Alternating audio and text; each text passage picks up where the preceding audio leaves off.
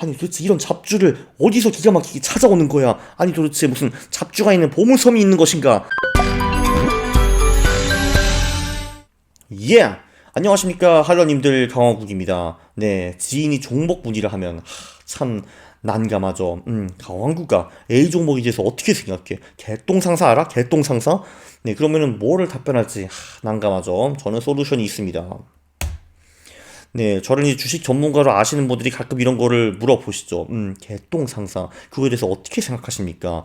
네, 그리고 여러분들도 이제 할러 영상들을 많이 보고 공부를 하시면은 이제 어느덧 주식 고수 수리를 들으실 겁니다. 그럼 사람들이 막 오게 돼요. 그래서 뭘 사야 되는 거야? 이 종목은 어떻게 생각해? 이러실 거거든요.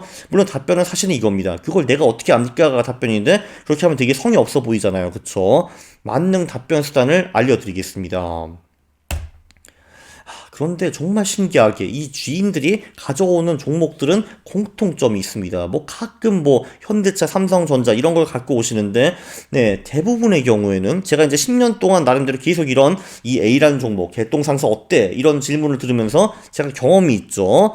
자, 그런데 그 공통점이 뭐냐 하면은 일단 그럴듯한 스토리와 연결이 됩니다. 요즘은 뭐 2차 전지가 대세라고 하고, 뭐 그전에는 뭐 수소도 있었고, 바이오도 있었고, 정치주도 있고, 뭐 이런저런 테마주들이 많이 있었죠.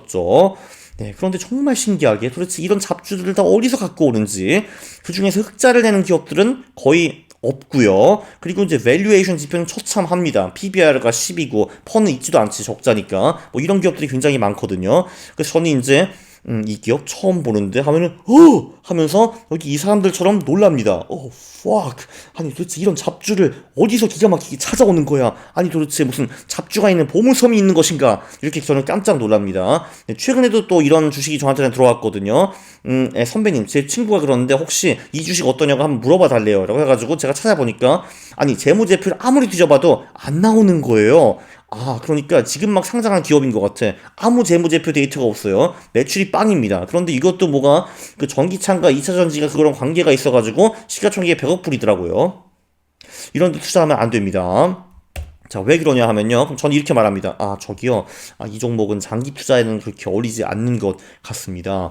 그냥 최근 5년 동안 계속 흑자 맞는 기업에 집중하세요. 장기 투자를 하고 싶으시면은. 자, 그리고 장기 투자에 가장 중요한 지표가 뭐냐면 valuation입니다. 우리가 잘 아는 뭐 PBR, 퍼 뭐 이런 것들인데, 자, 이게 왜냐면은 훌륭한 기업 이거만으로는 안 됩니다. 훌륭한 기업이 싸게 팔아야지 우리가 장기 투자를 할 수가 있는 거죠. 우량주는 좋은데 저평가 우량주에 투자를 해야 되거든요. 바로 그 저평가를 측정해주는 지표들이 바로 퍼, PBR 뭐 이런 것들입니다. 그래서 요 두 개가 곱해가지고 20이 넘는 기업은 이게 겸상하지 마세요. 거를 떠보지도 않는 겁니다. 그리고 5년 동안에 계속 흑자가 나와야지. 대충 이런 얘기를 벤저민 그레이엄이 더 인텔리전트 인베스터, 현명한 투자자에 설명을 합니다. 그 사람은 20이 아니라 22.5를 쓴 것 같긴 한데요. 뭐 어쨌든 그게 그거지 뭐. 참고로 이분은 모르시는 분들, 워렌 버핏의 스승입니다. 그래서 이분은 투자를 굉장히 잘하시는 분이에요. 자, 근데 이렇게 이제 답변을 하면 친구를 잃을 가능성이 높습니다. 왜냐면 사실 얘는 개똥상사를 할 결심을 이미 했거든요. 그래서 저한테 와가지고 컨펌을 받는 건데 제가, 나 이거 잡주인데, 장기 투자, 하기 별로 안 좋아, 이러면은 별로 이제 안 좋아할 거 아니에요. 그래서 저는 이 단서를 꼭 답니다. 근데, 장기 투자는 조금 별론데 단기 투자로는 괜찮을 수도 있습니다 라고 말을 합니다. 그리고 오르는 놈이 계속 오를 가능성이 높습니다. 이거를 모멘텀이라고 하죠 라고 제가 설명을 합니다. 네, 그리고 이제 차트를 보여주면서 이 단기 고점을 넘어가면 사세요 뭐 이런 식으로 말을 합니다. 근데 또 안타까운 게 뭐냐면은 굳이 잡주를 할 거면 잡주가 신나게 오를 때 그때 가져오지. 그러니까 잡주를 A에 가져오면은 저는 이제 그래도 그래 오르는 주식이네 리스펙 괜찮아 라고 생각을 하는데 꼭 이제 오실 때는 잡주가 쫙 올라갔다가 떨어져 가지고 B까지 갔을 때 이때 보통 이제 많이 오시더라고요. 정말 이해가 안 돼, 이해가. 자, 그래서 이제 저는 만약에 이제 B에 왔다 하면 이런 식으로 조언을 합니다. 네. 지금 단기 고점이 대충 여기잖아요. 그래서 요 가격이 넘어가면은 네, 그때 이제 투자하셔도 됩니다. 그러니까 B에서 얘가 올라가지고 쫙 여기까지 가면은 그때 투자를 하세요. 단 저는 이제 리스크 관리 조언도 합니다. 리스크 관리 조언은 어떻게 하냐면요.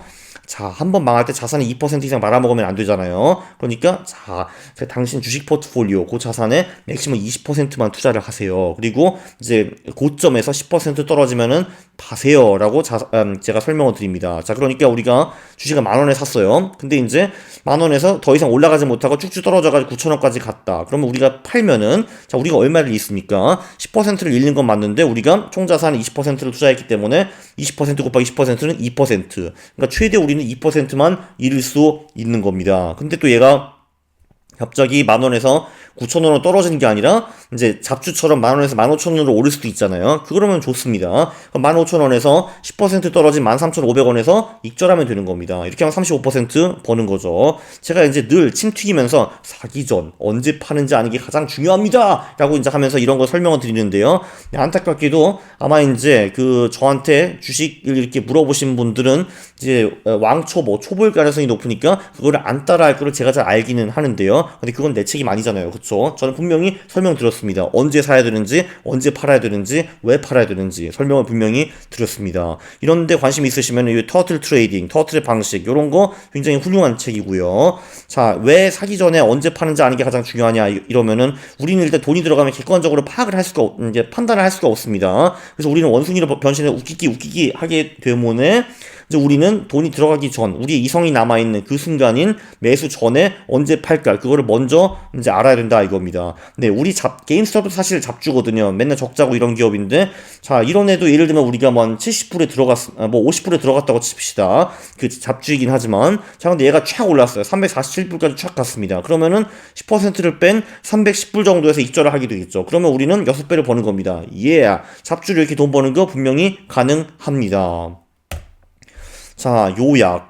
이제 종목지인. 그러니까 우리한테 종목에 대해서 물어보시는 분들에게 어떻게 조언을 할 것인가. 아주 훌륭한 조언을 여기가 제가 만들어 드렸죠. 물론 그냥 귀찮으시면 이 영상을 보여주시면 됩니다. 그럼 저 클릭수도 하나 올라가고요. 그쵸? 자, 장기 투자를 할 거면은 그냥 이렇게 말씀하세요. 야, 최근 5년 동안에 수익 냈어, 안 냈어? 그리고 PBR 곱하기 퍼가 20 이하이냐, 아니냐. 그걸 한번 봐라. 근데 이제 여러분의 지인이 추천한 그 종목은 거의 아닐 거거든요. 그 종목은 어차피 거의 잡주일 겁니다.